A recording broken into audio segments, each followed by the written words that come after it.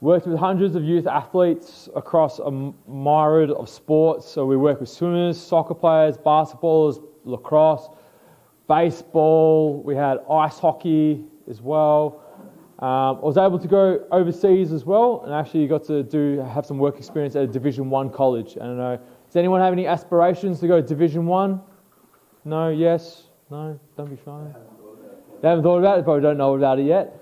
I think when you get a little bit older, you can start putting on a bit of the radar as a Division 1 college as a pathway if your goal is to become a professional basketball player or play high level. With Inner Athlete, we've been open for 4 years. We do semi-private training, so we focus on working more one-on-one, less so in a personal training, not a group setting. We focus on individualized programs. We have 5 coaches as well, and we focus on teens and youth athlete development. And everyone know where DFO is? Yeah, we're across the road. Just so you guys know, you guys all know Kate O'Brien. Kate O'Brien, she's been going there for about a year, hasn't she? Yeah, about a year or so, yeah. It's recording. All right. So when we're going through all this content today, I want you to have in the back of your mind, what are your goals and what do you want to achieve? But first of all, I'll ask everyone here, just put your hand up and I'll get, what are your goals and what do you want to achieve when it comes to basketball? Anyone want to, yes? Yeah? Anyone else? Yep. Rebounds? Yep. Anyone else? There's a quiet group this week. Yeah. Anyone else? Yep. Best on the court? Yeah. Anyone else? Yeah. Rep? Yeah, good. Pardon? Read the plays? Yeah, so more of the tactical sense. Yep. Anyone else? Read offense and defense. Yep. Become stronger. Good. We'll talk a bit more about that today. Anyone else? Cool. So, even if you haven't said anything today, or haven't put your hand up before, make sure we keep the goals of what you have. So it might be making the rep squad for the first time. It might be overcoming an injury that you've got. It might be, being able to make more rebounds, to make, an average 10 points per game. Whatever it may be, the things that you do off the court will help determine the success on the court as well as your training with Cal. So what are you currently doing at the moment to achieve your goals? So put your hands up. This is a question for everyone. Yep. Yep, good. Good. Well, that's an obvious one. Yep, good. Extra training, basketball camps. Good. We'll cross that. We'll go over that in a little bit. Anyone else? Yeah. Extra time in the week to do what specifically? Train. Yep. Anyone else? Yep. Take breaks. That's actually a good one. How many hours a week is everyone doing basketball at the moment, or sports in general? All sports. How many hours? 3. 18. That's definitely a lot. Anyone else? Yep. 20? 9, 10? 16 and 20? 7? All right, we've got a lot, all right? Like I said before, it was how many? 8? 9 and 10? So remember, keep in the back of your mind, how many hours we have a week is 168 hours, right? It's a lot of time you're allocating to your training, and thanks for someone mentioning having breaks. You also need to make sure you have rest as well, and we'll talk about that in a second. All right, so what do the best players do to become the best? So I'll give you some examples. What does Steph Curry do to become the best? Yes? Well, it's the same thing as last time. Choose his mouth guard. Do you know why that is, though? It's a habit. He's developed it over time as well. It's almost like a nervous tick. Shooting, yeah? Yeah, he spends a lot of time practicing from these normal spots, or these hot spots, essentially. Yep. Practice, yeah. Yeah? Yeah, good. No, practice. Who knows this player? The one in the blue. Come on, everyone. Yeah, come on. Come on, girl. She's the first female basketball to have her own shoe. You're Noah. Where are you? Yeah, come on. Yeah? Enescu. Yeah. Well, what did she do to become successful? Obviously, she played Oregon. What did she do to become successful? Yeah? Make shots, yeah? Anyone else? Yep. Eats right, yeah? She does eat right, actually. Anyone else? Yep. Good, and we'll talk about that in a sec. Everyone knows this guy, right? Yeah, very good. No. So what does Giannis do? What does Giannis do that makes him successful? What does he do off the court? Go to the gym, yeah? Eat healthy, yeah? Trains, yeah. Does anyone know much about his rookie year? Yeah, what was unique about his rookie year to where he is now?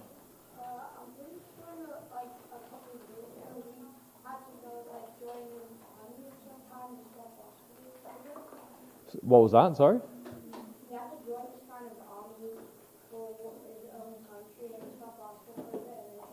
I'm not too sure about that side. Yeah. Yep. Yeah, it was really skinny. Yeah.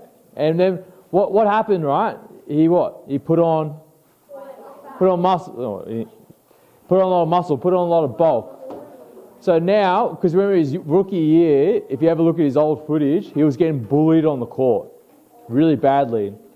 Has anyone seen The Last Dance? What was unique about Jordan in his first couple of years to where he ended up finishing his career?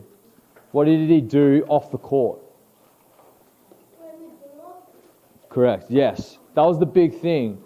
He was a talented player that didn't have the physical stature to keep up with a lot of the veterans at the time. And back then, when basketball was a lot more physical, he was getting bullied off the ball and the Bulls weren't doing very well.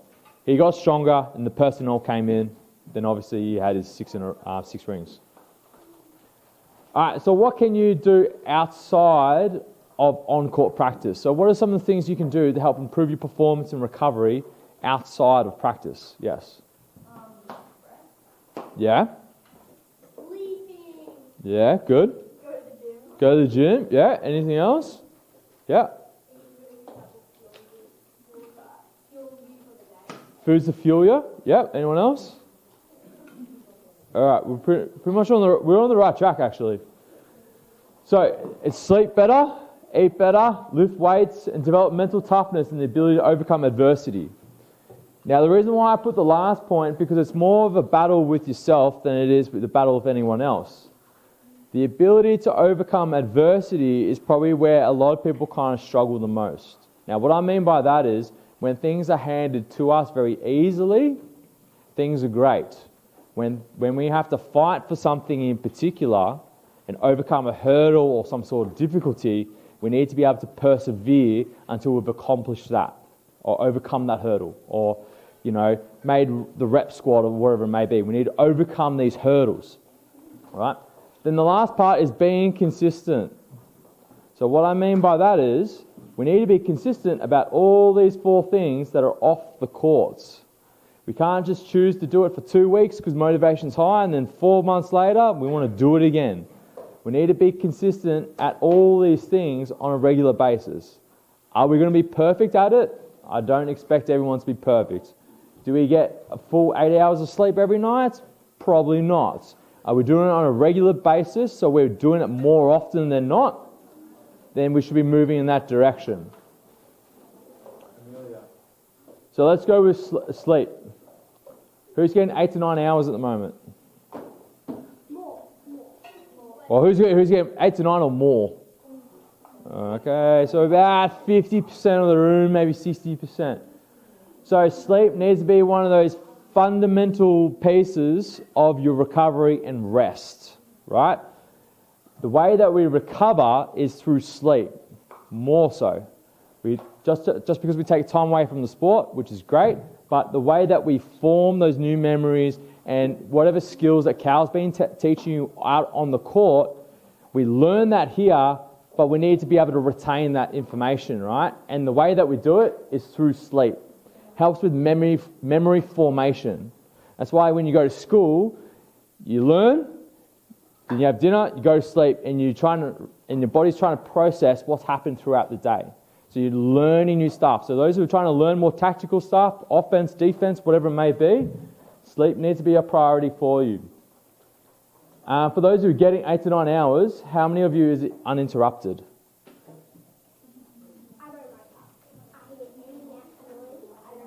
So out like a light. Boom. Good. All right.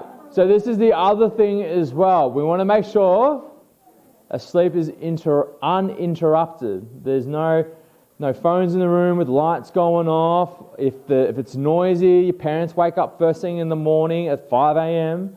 We need to find ways to prevent that from interrupting your sleep. So if you need to get earplugs, you need to get eye masks or something like that to get a better night's sleep, do that. Cool, dark room. Now this is really important. We want to avoid any light coming in, as I mentioned before, with being uninterrupted. A cool, dark room will enable you to get a deeper sleep, and you'll be able to have a more restful sleep. Has anyone heard of like red light or red light therapy or anything like that? Yeah, a few people have. Okay. So, when the sun rises, and when you're waking up and you see the sun rise, your eyes process that light, right? And then it says to the body, time to wake up, get moving, and your brain starts ticking over and starts functioning, right? When you've been exposed to all that light for 12, 14, 16 hours and you see the sun set, the body is processing now it's time to start to fall asleep. The good thing about using a red light in your room at night at like 7, 8, 9 o'clock, your body will start to process that and recognize that it's time to actually get to sleep. It's the blue light, like these lights up here, right? Or the lights on my screen or your phone is what's going to keep you up at night. So we want to avoid any blue light and actually go more towards red light. And then you can find globes and all that jazz online. Pretty simple with that. Then who uses a phone as an alarm?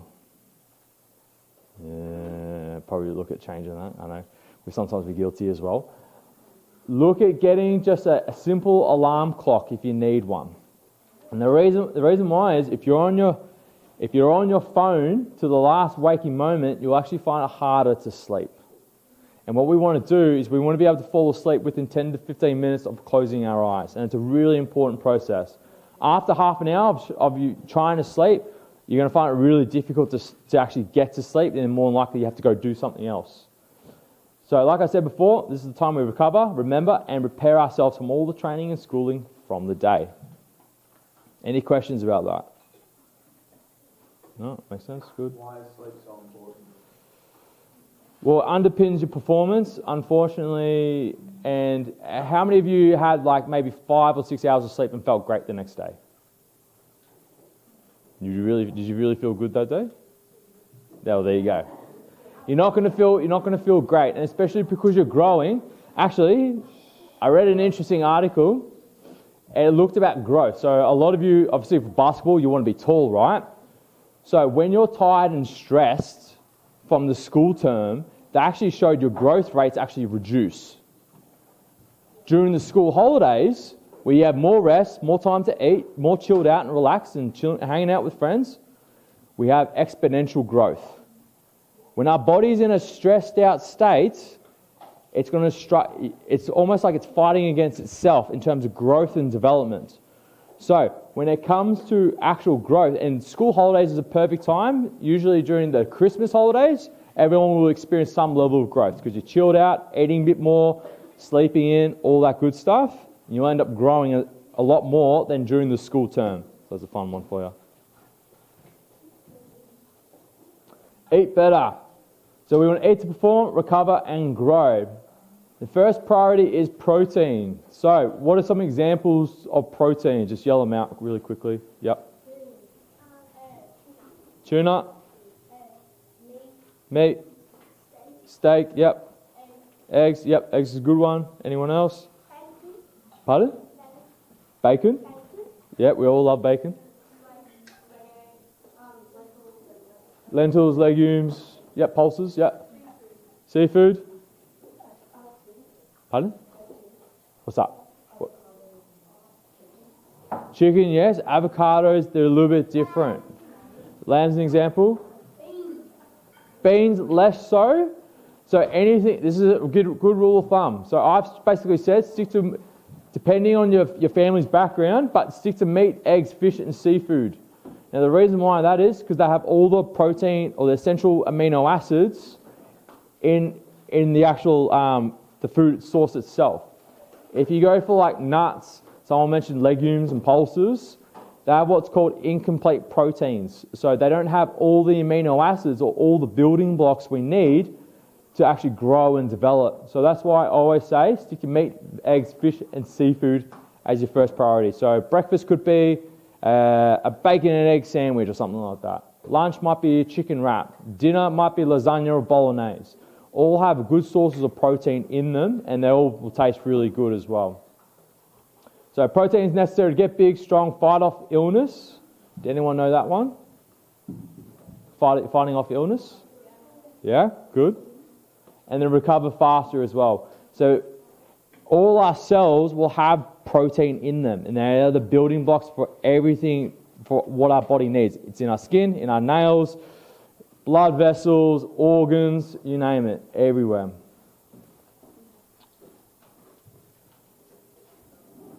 So what I like to do as well, especially as the weather gets warmer and you're doing a lot more camps and physical activity in the off season, include a little bit of salt with your food and that will help improve hydration as well. So it's a quick little tip. So you can drink 3-4 litres of water, right?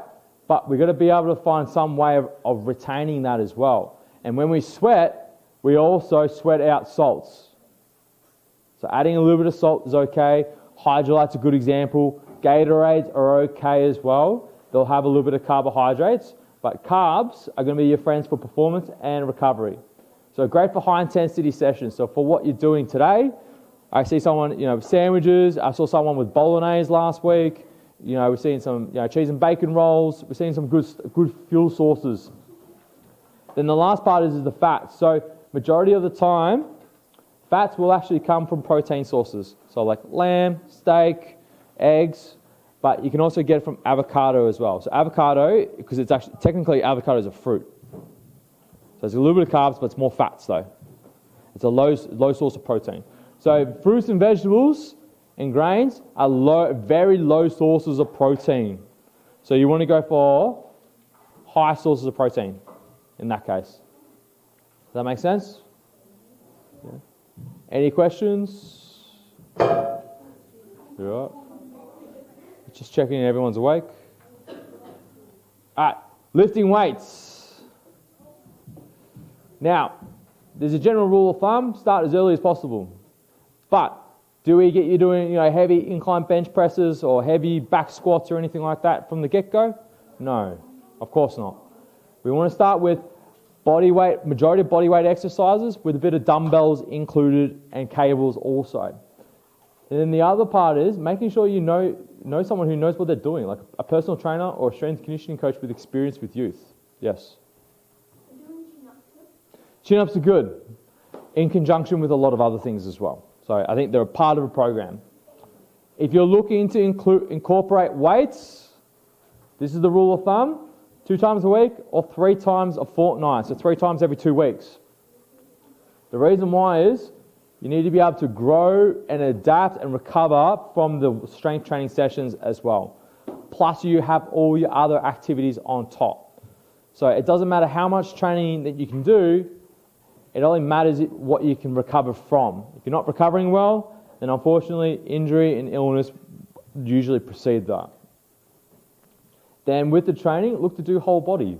You can do your chin-ups, you can do your push-ups, you can do your bench press, you can do your body weight squats, you can do your sit-ups, that's totally fine. But make sure it's whole body when you're doing those sessions as well. So we're targeting all muscle groups, all joints, all movement patterns as well. So this would be a typical session breakdown, right? So we have warm-up, flexibility, mobility. So we're going to make sure that we're increasing the core body temperature. You would have done a warm-up with Cal as well, and just building up the intensity leading into the actual session itself. And especially for a sport like basketball, especially for the taller boys and girls, mobility becomes a bigger factor as well, especially playing low when you get a mismatch. Then we're going to some sort of speed, power, agility, and jump training afterwards. So we'll spend a little bit of time on these 4 key areas. Each of them will help you with your performance on the court. And then the second last part is body weight and free weights. As I said before, some of the exercises, they'll be relative to your ability. So here at the bottom, we've got what's called a floor press. So we're using the ground to help stabilize ourselves and the elbows. Then we'll reach back up, pressing the weights away, like so. Then we want to do some level of cool down as well. So at our facility, we've got a basketball hoop. A lot of the basketballers like to just shoot hoops as a bit of a cool down as well. It's just low intensity work. Injuries. Who's got an injury at the moment? Yeah, we've got a handful of people. Who suffered an injury in the past? Oh, pretty much everyone. Okay, what do you do? All right, so this is a real key thing. We want to see a physio who specialises in joint and muscle injuries as soon as possible. So, yes. Well, you go to a doctor, and actually, I'll put that. We actually recently interviewed an expert on concussion as well, and he actually has some good tips in that podcast as well. Okay, well, we'll chuck that in the email. Concussion's a little bit different. You'll have to go to a doctor, but unfortunately, with a lot of doctors, their concussion protocols probably aren't up to standard as well. But if you go to, I'll send the resource out. When it comes to injury, when was it actually? Sorry, when was the like 2 weeks ago, 3 weeks ago? May 6th. Okay, so it's been a little bit of time. Okay, we're all right. We're in the clear. All right, so when it comes to injuries, we don't rest, but we replace. For whatever your injury is, if you've got a sprained ankle, what are some things we can do if we've got a sprained ankle? Yep.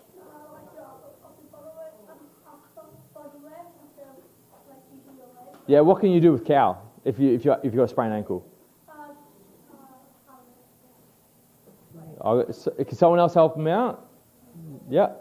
When you get injured, and like when you're like trying to recover, you need to like strengthen it back up so that it doesn't get injured again.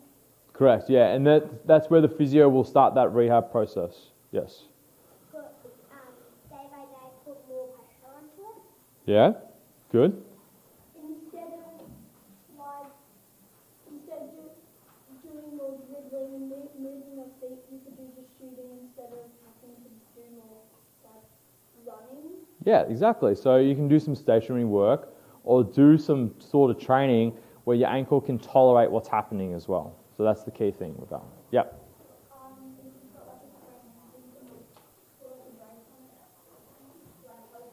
Yeah, they'll give a little bit of support, and that's what's good in the short term, yes. All right? All right. Sprained wrist, what can we do instead? Yep. Focus on like dribbling with the other hand, not just that one hand. Good. Yep. Running. Yeah, good. Anyone else? No? No, that's right. Yeah, no, there's good options. Shooting with the opposite hand as well. That's actually another one. So if you sprain the right hand and you're right-handed when you shoot, practice with the left hand. Being ambidextrous is going to be more valuable moving forward as well. So you may not be great when you first do it, but you've got the time and the opportunity because your right wrist is out of commission for the time being. Osgood Schlatters and Severs. Everyone, yep. Yeah. Yeah? Yep. You have Severs? Okay. So, who doesn't know what Severs or Osgood Schlatter is? Okay. So what they are, they're growth-related injuries, essentially. So Osgood refers to the knees, Severs refers to the Achilles, so the patellar tendon. Osgood, basically, it's just inflammation of the Achilles tendon for Severs, or the patellar tendon for Osgood. Yes. Yeah, so I have Osgood, and when I do, I like have to like stretch a lot more. I like to do lots of like movement. Yes. So if you have these two conditions, usually you have to do a little bit more preparation work before you actually train as well. And there's a lot more work that needs to be done after the training sessions as well to prevent the inflammation from getting worse. And usually it's over a period of time and it settles down as well. So some people can last 2 months. Unfortunately, some people can last 3 years. So it's a very long period of time. Usually you'll sit in somewhere in the middle of that. The other part is, so who works with with a coach one-on-one? You know, yeah, cool. So when you have an injury, make sure you tell your coach in advance. I think that's a really interesting part that sometimes we don't know. At least they can modify the session for you and get a lot more out of that time as well. Then they might be able to help you with a lot of the rehab exercises as well. And then if the physio gives the coach instructions of what they can do, that means they can focus specifically on that and prevent anything else from happening as well. So we've had stories of a lot of kids that have had some sort of injury, they go do some fitness work, and their ankle blows up again. So it just flares up. They've done too much running too soon. So someone said, slowly load it up, which is a good point, right? So, and this is the last point, is you want to see a personal trainer or strength conditioning coach with a plan. And usually when you're building up strength, you want to see someone who's going to help you with that specifically, whether it's us, whether you've got a family friend, whether it's your parents or something like that. Make sure you see someone who knows what they're doing to help build you up and overcome these issues moving forward. Last one is mental toughness and overcoming adversity. Does everyone understand what I mean by overcoming adversity and mental toughness? No? So this is a really big one, guys, because with tryouts coming up, you guys are going to come through some of this adversity where you don't make the team that you want to make. You know, that's adversity. You know, you guys want to make a team and you don't make it. How are you going to overcome that? It's a really big thing. So I've got a question for everyone. How do you eat an elephant? There we go. Ready. So a lot of the goals that we have are quite large and they're quite big, right? In order to actually get there, there's very small steps that we need to take. Hence why we take small bites or small chunks out of the elephant, right? The elephant is the goal. We need to take small chunks out of it in order to eat the elephant in this case. So what are some ways that you've done or that you know of you can overcome some hurdles or roadblocks in pursuit of your goals? How can we overcome some level of adversity? Yes. My goal was a bit easier, and then like after I completed the goal, like put it up a bit higher and keep setting it higher and higher until you get to that goal. Good, just like little steps over time. Good. Anyone else? No? Yeah. If you don't complete the goal, don't get too upset. Kind of just You're on the right track. It would be, the next phase would be to reassess what happened, what went well, what didn't go well, and what are the lessons you can take away from that for next time around, and apply those lessons. Yes. do it step by step, and you do the step wrong, go back one step. Yep. So we want to break those steps down and what they are clearly as well. So there's a few ways that we can do it.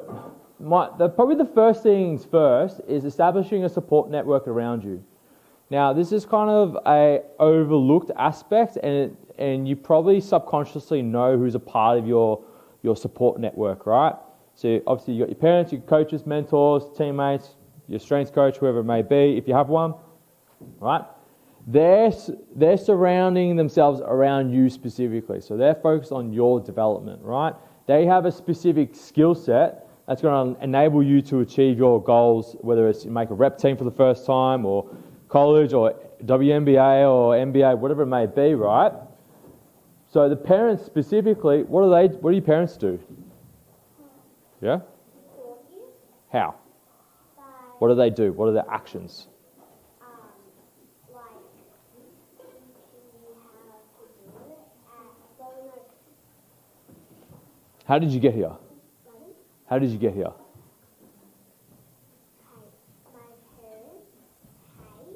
Yeah, and how did they drop you off here? Pardon? Yeah, there we go. So they'll take you to your training sessions, right? Yeah. after a game, my parents didn't give me constructive criticism on what I should do better and what I did well. Yeah, they'll give you feedback. Good. They encouraged me. Good. What do coaches do? This should be an obvious one. A teacher. Yeah? Tell us what to do on the floor. Yeah? Sorry, back row. Oh, you go first. Yeah, that's all right. Feedback, yeah? Yeah? How do they do that? What else do they do? What happens if you're struggling with something? What do they do?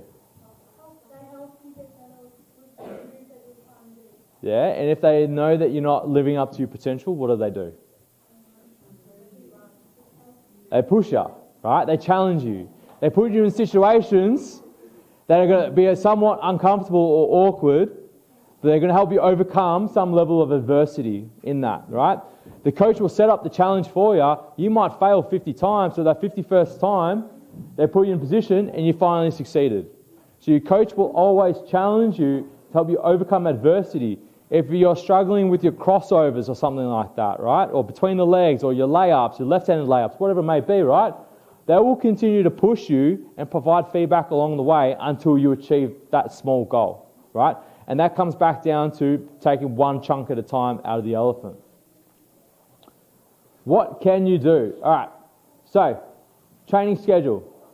Does everyone have a training schedule? Or your parents have one for you? Yeah, like framework? Good. All right, so that's important. In your training schedule, are you putting in when you need to be getting ready for bed? What time to wake up and all that? Just real basic stuff. No? Yes? Kinda? Okay, maybe it's worthwhile to put that in, right? Because then they're not going to overcommit you. So if your normal time that you go to sleep is 9 o'clock, they're not going to put something on at 7:30 because you need some time to unwind, right? So you put that in, it's a non-negotiable. Who prepares and packs their clothes and shoes and all their gear and food the day before? Good. He's a good man. Yeah? Okay. So everyone else that isn't packing their stuff, you need to be doing this. And let me tell you a quick story. So I worked with 2 junior elite cyclists. One of them went to Junior Worlds in Germany, ended up becoming a national champ in Australia, and the other one raced in the national team it's a team pursuit. So it's a race of 4 cyclists around a velodrome and trying to get 2 kilometres in the fastest time possible. The one that made it successful, one of the traits that he had to ride himself to training, he had to ride himself back, he had to pack his own bags, whilst the other kid, his father did everything for him. Drive him to training, he'd grab his bike off the roof rack, he'd carry his things in, whilst the kid that was doing all the work himself, that was his goal. He was driving the goal. The other kid, that his dad was doing all the work, it wasn't his goal, it was his dad's goal. It was showing through his actions. So, a lot of the stuff you have to prepare yourself because it's your goal. And that goes back down to your parents shouldn't be doing a lot of this basic stuff. It should be up to you to make the decision to get your stuff ready for the next day. Who has a training diary? Does anyone have a training diary? No? So a training diary is something where you just document what you've done for the day and then just doing some form of self-reflection. Does anyone do anything like that? Yeah? I think some of you say you do some level of self-reflection. Yeah, that's good. I don't write it down in a diary, but my dad watches my dad. Yeah. And then also I Okay. Do you make notes about your game yourself? No, I don't make notes, but I like to remember what I need to do. Okay, I'll probably add in that one last part. So I've used this training diary in these 3 questions with a lot of high level athletes, a lot of high level junior athletes that are trying to climb the ranks in their sport. So when it comes to the first question, this is pre-training, right? So if you're doing training with Cal or your coach or your team, so almost there. What are 2 things you want to work on or achieve in today's session, right? Your coach will have a general session plan, but you might have something specific you want to hone in. So whatever it may be, so crossover through the legs, you really want to nail that. So that's going to be your main focus, right? Then reflect on after the session, did you achieve your objectives? Yes, no, why or why not? And this is going to be like, did you tick this off?